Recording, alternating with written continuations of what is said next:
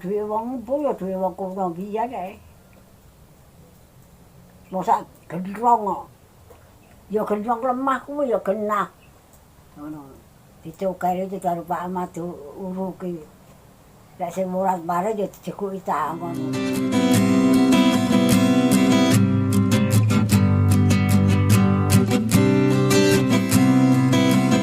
Halo, assalamualaikum warahmatullahi wabarakatuh. Jumpa lagi di vlognya Sadur Channel. Iya, kita lagi baru bangun tidur, ngopi guys.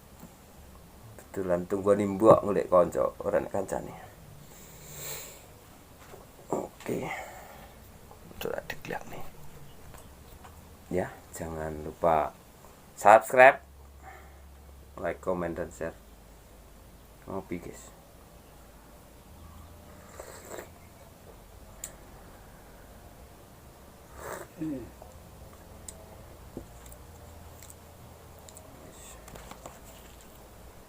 Gue goleki konco.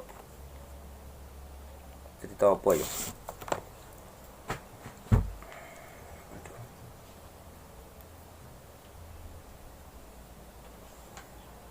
Ya kuwi nggo apa wi? Anduk wi. Anduk nggo apa? Apa? Anduk kuwi lho nggo apa? Tinggal mengelai moto. Ngelai gerobak. Ini dosuli moto sing empuk ngono. Ndak klambi ya. Kaos kuwi kayak kasar sih. Kasar kuwi sih. Enggak empuk. Citake mbok lak empuk. Loro jane sing empuk nambah.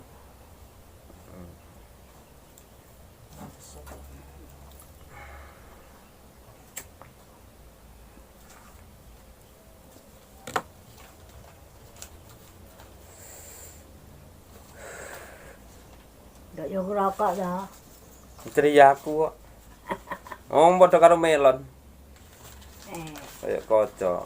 Alah. Tapi kok nyimpen ning kono iso disetel neh. Sing aja gawe video. Engko kena didelok neh. Kaya lek foto ngono kae meneng. Iki kan ubah padha karo saiki. Ngene iki. Kok disetel neh kena. Wis aku takon cerita sama. Ya bane. Takon cerita. Cerita apa?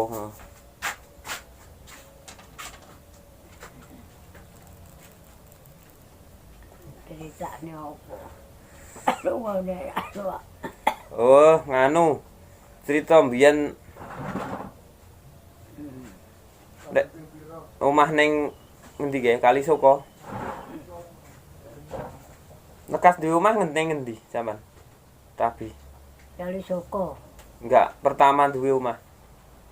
Ya yo Kali Soko. Kali Soko. Jarene nggih ngendi ge? Miring ngulon. Lekas omah dhewe yo nang Kali Soko wae. Nang etan kuburan, wutukan kae. Etan kuburan. Lah yo redo nang kulon kuburan nang omah loro to. Nggih kali.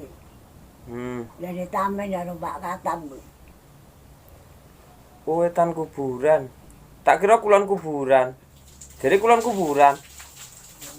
Lah yo kuburan anyar saiki. Oh, mbiyen nek kuburane neh. Kae aku balik rene sik sitok sing di Tegal. Aku dadi bendem aku lek mati anu lho. Gak gelem ning kuburan. Kon ning Tegal dhewe. Nang Tegalku dhewe. Oh. Lah kan tiba putuk kidul ka lho, ngono Pak Nasir omahe pinggir kali lor redokan. Dadi jalah putukan kae. Terus saiki tinggi kuburan kabeh kuwi, anyar saiki kuwi. Heeh. Lah mbiyen kuburane ngendi? Mbiyen kuburane mbere kulon. Etan kali. Kali cedhek kae. Dadine Saiki omahe akeh kok kayak ngulon. Aku tau teko saiki pertelon ngulon ke wis rada akeh omahe. pertelon anu biyen ngebak anu gane anu kuwi to, pertelon kula ndek nang omahe. Omah mek desa omah 6 kok. Dereng kono 3 tahun kok. 3 tahun. Ya, nyewa lemah 2 hektar, 2 repes. Rp2. Nang kono 3 2 hektar. Saiki piro? Telo sampe sing 1 hektar dipendakne 1 hektar iki. 20 juta nyewa. Dikaraki. Kuwi ben taun apa? Ben taun. Pendak taun apa anu majek kae? Lek majek iki. Lek anu. Lek majek. Asoke Lek nyewa. Nyewa, apa ya sak sire? Suwi. Enggak dijatah pirang tahun ngono. Nang kono 3 tahun kok. 4 tahun jane, 3 tahun aku kok mesak nembok balik. Rong repes sih 4 tahun. Nang 3 tahun. Oh.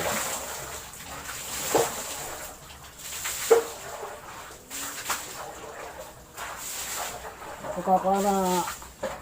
Terus rene sing jerene ning ngetan ngene Pak RT kuwi. Heeh.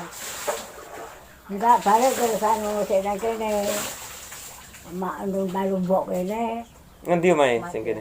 Ya geriku kuwi Bangka. Yo iya iki. Heeh. Oh. Kek lak rosok kulone kono rosok ang. Wong gawangane jane anu geser pelem kuwi kok. Gawangane arep pelem sakmene lho mi ang. Iya. Gang arep pelem. Kene kuwi dilatar iki kandang. Latare ombong, omahe rosok munjuk kuwi rosok mundur kuwi. Oh, gede kuwi karek gedhe lek kayune gedhi omahe. Terus dadi sitok ngambek mboke. Heeh. Sapa sing Mbah? Sapa kuwi? Sing Mbah sapa kuwi? Mbah Dono wedok kuwi karek ang. Mbah Dono. Mbah Dono wedok kuwi sing awor. Akad kuwi. Gambare kene iki akad ae kene. Heeh. Sama adikku. Neng kono terus anu menteri bapakmu kuwi gludur. Bapakmu beda mbok kuwi megrel. Seneni ae. Mawek. Heeh. Ya aku kuwi Mawek luwih karo tuwa. mbok diomongi. Wong wedok iki omongi nduk kowe iki. Tak omongi yo, kenapa to Mbah, aku Mbah enggak apa. Wong wedok kuwi wis bojo. Awak ditanding rupa, lek bengi tanding rasa. Ngono kok tukari lho, ngono. Lah kenapa tukari wong daya kok ditukari aku. Sing ditukari? Gak balik iki. Karepe kon kali. Gambar yo gedhi balene. Kene iki dipasang pasang dhewe kono ning turune kene nang turune. Kono turun papat di tengah ke dalan. Nakal iki. Gawani wong wedok balik iku lho. Yo karo bature. Yo Pak Boymen kuwi jenenge Sarijo kuwi. Yo jenenge Boymen. Bodo dolan. Mawek ku nakal. Mbok ki sedih. Mbok ki sedih lae dikeraki. Kepang tebu karo kulit kacang, karo pincuk. Jadi digobuk. Engko lek muni delok. Kuwi trihane maweke. Delok mah jimuk bakul tok. Nake mak asli lho Nah, karo namanya omah. tunggale jenak Mbah Museum. Jadi kono aku Kasih ngatarni ning disenani rombonge sedih. Gawe omah kuwi ben kandange. Ya walang-alang ki tak jujur nang kandange. Adi kuwi. Ning kono setahun dadi iso gawe omah. Kuwi gane anu kuwi. RT kuwi. Omah ya kuwi nyatok kuwi. Nyatok omah mbok kene ijek mbok wis suwek tak go. Aja mbok anu aja mbah tak go balik rono ae. Dadi sitok aku ngono. Ya kuwi gelem maneh. Aku tuku omah dhewe ae ngono. Dhewe iki garai gelem iki. Lumange iki tipikal harus keman. Dicokok ngono dadine iki lumange ambrol kabeh. Dadine kliwet iki guling karo nangis ngono ki ora. Dak anu tak balik remah. Ya itu omahe. Dibongkar. Dibongkar ki apane? Usuke ngene iki samo kek kayune ya amo. Genthenge dicokne nang kuwi kayune didol. Gedhe omahe.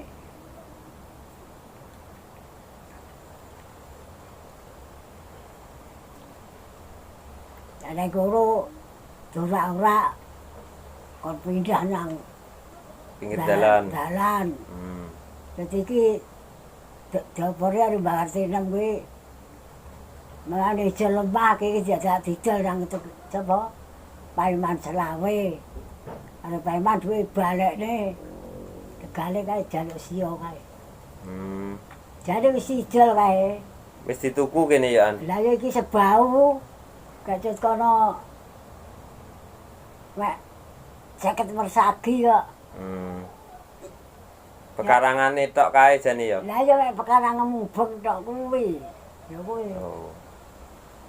Jare wis didol lalu jare didol. Ora domayan didol. Anu yo lek kok dol. Saya payu nek pinggir dalan ki tawak-tawakno dhisik aku ki ngono. Lek oleh ndak ditawakno dhisik tak kone 200 aku ki ngono.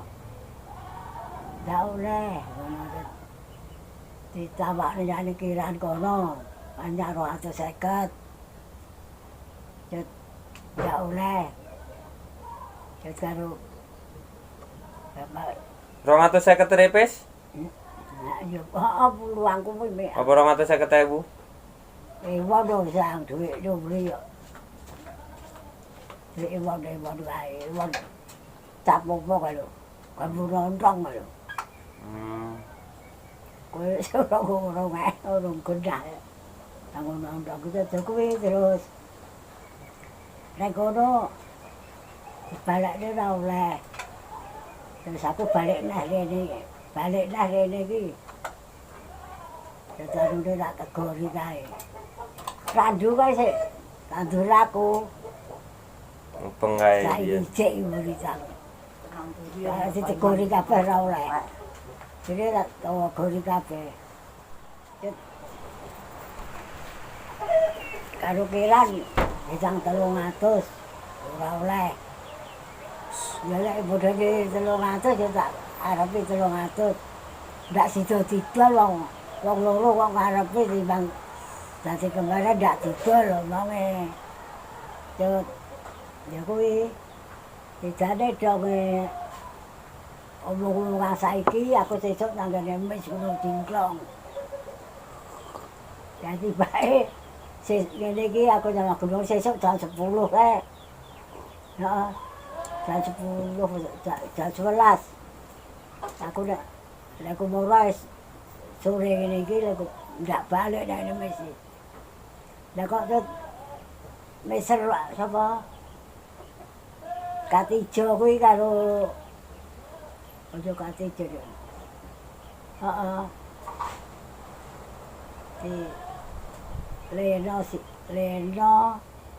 Leno karo Marli, bayar Marli. Kok nyambok dhuwit ngono, tak bagi dhuwit. Dhuwit apa lho aku ki ngono, bagi dhuwit. Anu apa kuwi? Puluhan sitok ngono. Ewon sitok ngono ki lho. Ewon deh. Nyo kowe ya tak wae neh. Duwe apa aku ngono. Aku mulai sesi yo ngono, sesi apa? Dianu. Sio tuku lemah biung sing kok nggene kae.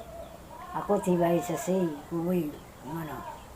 Dituku 200 ngono kae sekejangi 100. Wis ora glenteni mandar omah barang dipek kuwi. Ya kuwi.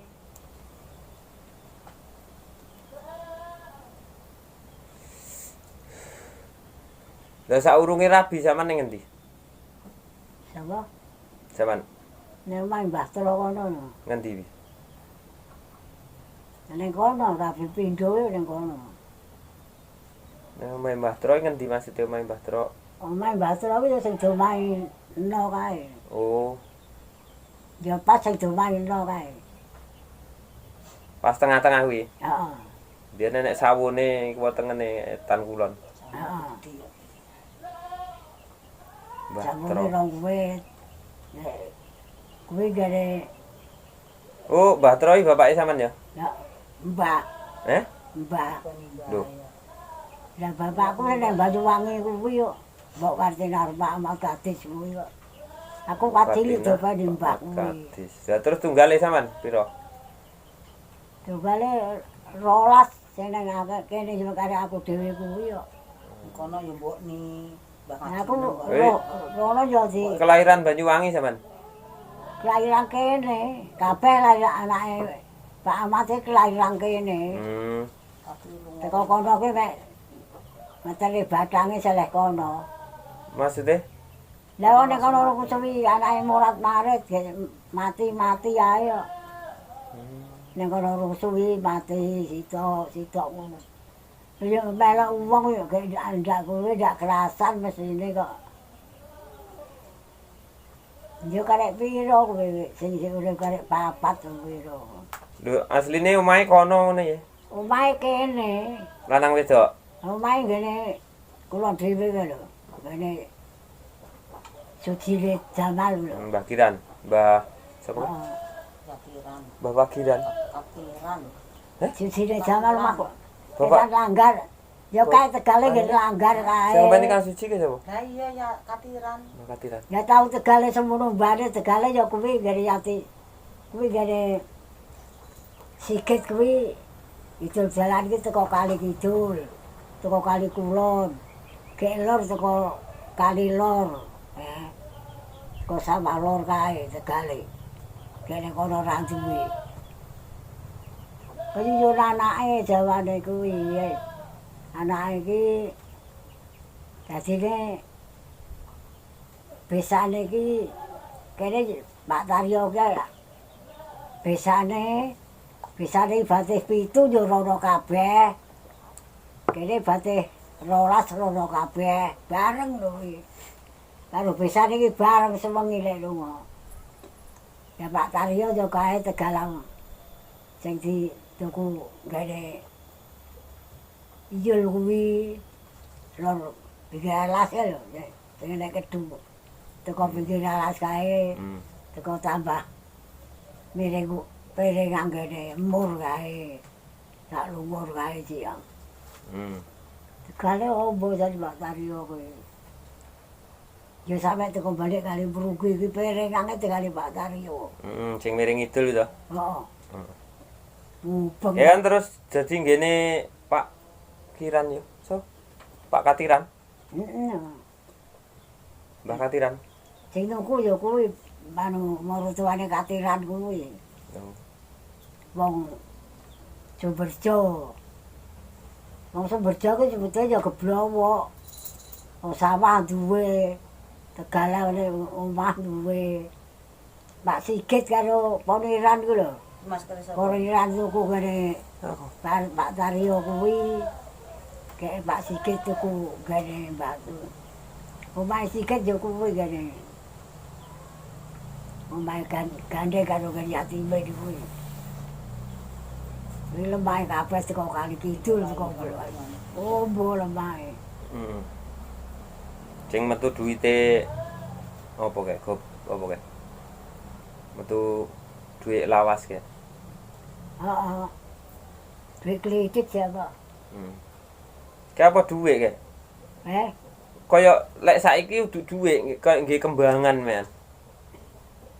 Duit repes kae. Udu repes kok aku duwe. Sing bolong-bolong tengah. Oh gobok. Gobok. Lho gobok kae biar pelengan sak jembangan kok. Ana karang wong karo. Dek sekali tinggal di Pak Ahmad ketok kae wong diluku karo dileker ngono kok nek Jembangang. Yo dileker dituwuk ngono. Terus diguwak paling. Ya duwe wong empu ya duwe wong kuno biyen ae. Mosok gendrong kok. Ya gendrong lemah kuwi ya genah. Ngono. Dicoker itu karo Pak Ahmad uruki.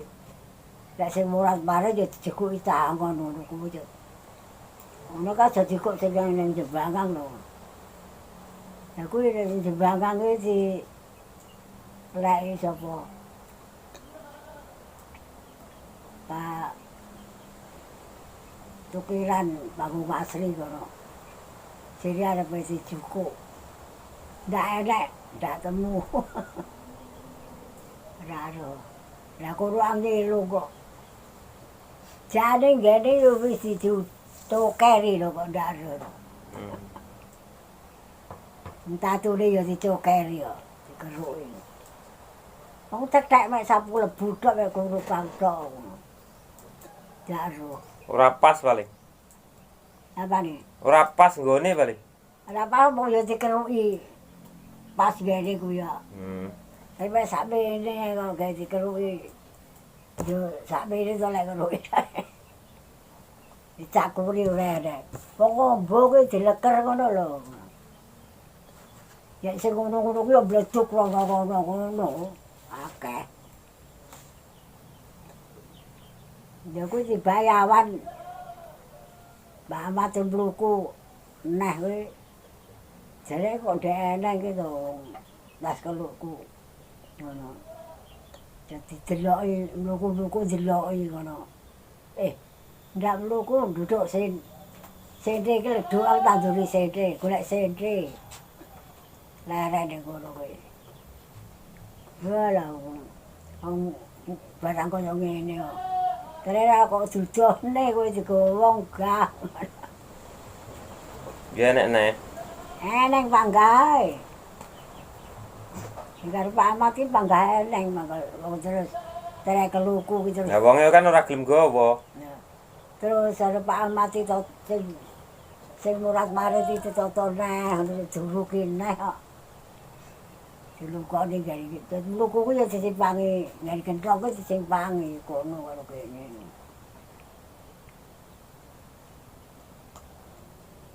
Ya omong lek ndak ngerti. Ndak ngerti salehmu lho, Mbah, mek ngono bapakku ngomong. Yo tak balik neh, liwat tengane tak lukune ngono. Kak Ahmad iki bapake sampean ya? Heeh. Karena Ahmad Kadis sih. Ahmad Kadis. Tek mboke sampean? Mbok Kartina. Mbok Kartina. Ini kene iki mbok Dono, Pak Dono iki mara tuwa. Pak Ahmad Kadis iki wong endi? Wong Sembon. Sembon wong Kalang. Sembon. Mbok malah kula to. Ning ngarani Sembon wong Kalang. Dari Mbah Beto ya omahe ya kene. Wene Baktro kuwi.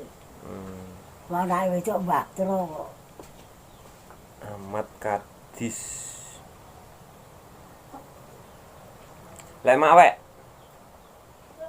Sing di Bapake mak wek. Ora ngerti. bapake mak wek. Mak wek Karto. Bapake ana gunung gede kono kok. Mbuh bapake ndak ngenah. Gunung Gede endi? Aduh, nek Sembon wong Kalang kono. Anu lho. Sapa to? Bapake mak wek lho. Mak wek iki to. Mak wek Karto.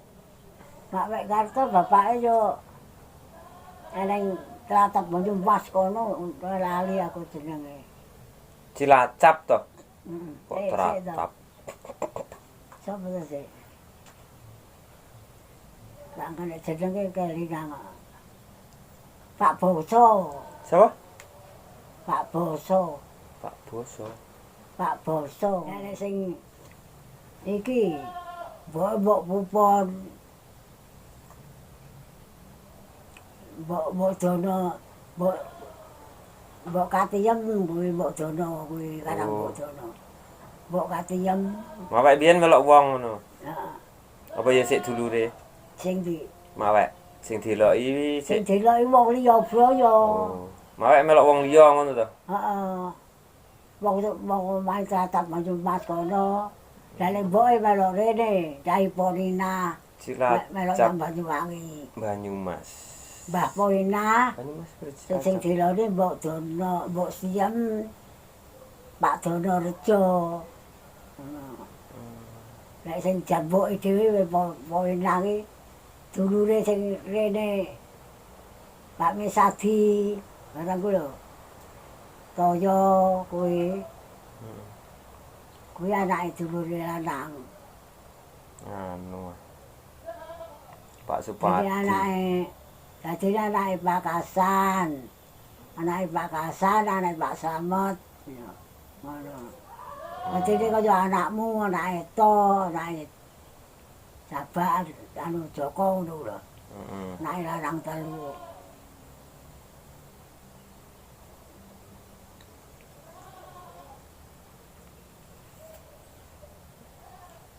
Oke guys, sekian dulu ngobrol-ngobrolnya. Lah Mesadi karo Toyo kuwi. Jangan lupa subscribe, like, komen, dan share. Subscribe guys, subscribe. Oke, saya akhiri sekian dulu. Lek mbokku ku tunggale Terima kasih 10. yang sudah selalu mendukung Gede-gede sitok. dan selalu menonton channel saya. Semoga sehat selalu, banyak rezeki, sukses. Amin. Jumpa lagi di lain kesempatan. Wassalamualaikum warahmatullahi wabarakatuh. Dadah. Oh. Dadah. Keju ya zaman? Cu. Keju. Keju Kesu. Lu nyantai no. Keju wes ya gak apa-apa. Sing mlaku-mlaku gak apa-apa. Sing mlaku-mlaku gak apa-apa. Ya tinggal ning anu santai aja ngaku. Wong ngene iki lek batangku. Cut kaku dak kendek lho piye. Ya apa tok tumpang ning kene iki, mancik iki kan. Mancik iki ra anu. Bengi iki lek turu lek tas disedekus neno dikenceng ning ngono yo sampe duwen. Kaku. Alon-alon. Rengkelang-rengkelang ngono. Ngasih nama ya keram-keram ngono. Lek isuk ya treh gawe Aku lek isuk gawe aku mlaku-mlaku. lek sikil sing didemok ngene nyas kaya didemok cengkeh sak tugel lho. Sak tugel epek-epek ngene iki lho. Ngene iki. Gringgingen paling. Oh, kringing apa ora? Iki lho. Pokoke iki gilap terus mene lho. Iki panas. Iki anget to. Iki adem jedep. Gringging enggak gringgingen ngono kae. Sak mene iki. Ora gringgingen ngono kae. Ora. Iki lek didemok nyas ngono kaya didemok cengkeh kae. Iki biasa mene kok, ndak kena didemok. Didemok ngene.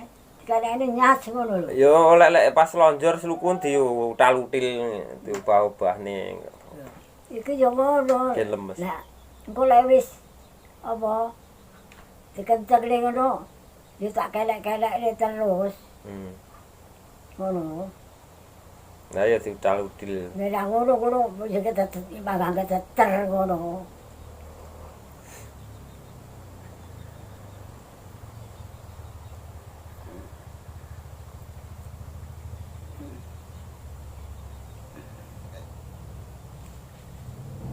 Lah mlaku-mlaku apa piye? Wis, mlaku-mlaku. Nek go mlaku yang iki lek digo mlaku-mlaku bener kene iki loro, kuwenceng ngono. Otote sing ganteng kene iki kuwenceng ngono. Nek go mlaku ndak. Ayo diluk lere.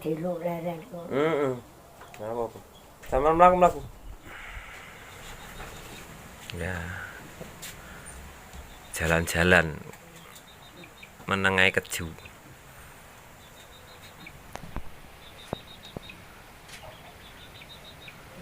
Alon-alon. Kaki lungguh ya ngene iki. Untuk kesuwen. Ndak lugu.